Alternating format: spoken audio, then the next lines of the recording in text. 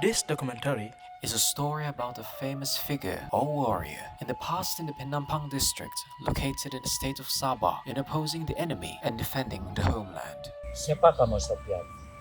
Kita cuma kenali Monsopiat sebagai pemenggal kepala 42 kepala. Tetapi sebenarnya Monsopiat cuma seorang insan biasa. Tapi dia dilahirkan istimewa. For the people of Sabah, especially those living around the Penampang area, the name Monsopiat is not something foreign. He's a well-known headhunter, warrior figure among the Kadazan community, and where Monsopiat Heritage Village was built to remember the great past of Monsopiat.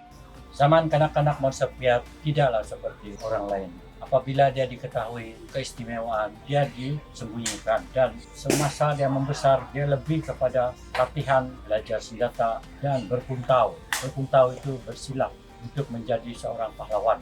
More than 300 years ago, Monsopiat is said to have been born. His father was a tribal leader named Dungo, and his wife, Kizabon. It is said that Monsopiat's birth was accompanied by an incident that was considered special. A humpback bird is said to be chirping at that moment right on the roof of the house where Kizabon is fighting for her life, giving birth to her son. Menurut mitos, dia punya ilmu yang dilahirkan dan dipermandikan bersama kulit telur burung. Mungkin itu yang membuat dia kuat, tetapi apa yang kenali pada dirinya ialah dia seorang yang suka ataupun punya semangat melindungi kampung. Dia seorang pahlawan yang prihatin dengan serangan-serangan dari luar, dan dia adalah protector, umpama Gadir.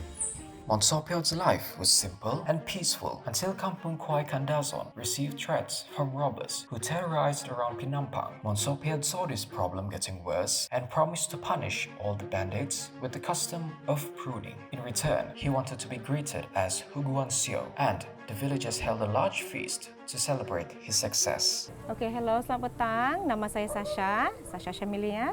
So hari ini kita akan bercakap tentang how Monsopiat died. Ya. Pada suatu ketika dahulu, Monsopiat dia memang diserang musuh ataupun pencuri apa semua. Dia ambil masa untuk rehat. Bila dia bangun, dia sudah dikerumuni musuh dan dia diserang beramai-ramai. Kenapa Monsopiat boleh jadi pahlawan? Bagi saya karena terpaksa. Pada zaman itu undang-undang belum ada. The strongest, fittest, dialah yang kontrol. Jadi Monsopiat dia terpaksa menjadi ketua ataupun pelindung. Jadi warrior, terpaksa berdepan dengan musuh, terpaksa membunuh, dan sekaligus memenggal kepala. Saya percaya siapapun tidak suka akan jadi warrior, jadi pembunuh. Monsopiat ini dia kebal, tapi di sana dia sedar dia bukan kebal bambu. Dia tertumbuk, dia punya dinding rumah dia diperbuat daripada bambu. Unfortunately, Bobo Hizan pun tidak dapat bantu dia. So, diorang cari taruh ubat untuk beberapa hari tu, try untuk kasih sembuh tangan dia tu yang berdarah, terlampau banyak darah keluar. So, that is how dia slowly meninggal sebab kehilangan darah. He left the longhouse to hunt down the bandits and also brought a gozong and a sword. His efforts were successful when he succeeded in beheading several robbers, which was found. Each decapitated head would be dried on a place called Banghakak, then mixed with the hizad. Then it is hung on the magic reeds near the rice fields and on the reeds of the longhouse. Apakah harapan saya kepada generasi muda berdasarkan cerita Monsopiat? Bila perjuangan Monsopiat sebagai inspirasi.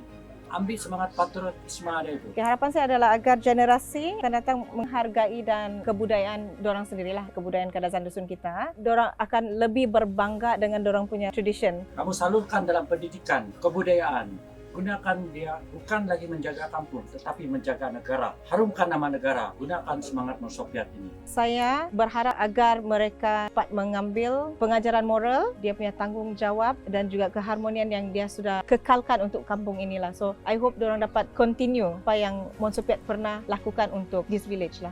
The story of Monsopiat has long been chewed by time. However, the contributions of the recorded of Monsopiat, who beheaded more than 40 human heads, will still be remembered in eliminating the disturbance of robbers who once tore the peace of the people of Kuai Kandazon a long time ago. If you visit Sabah, take your time to visit Monsopiat Heritage Village. Surely you will not regret it.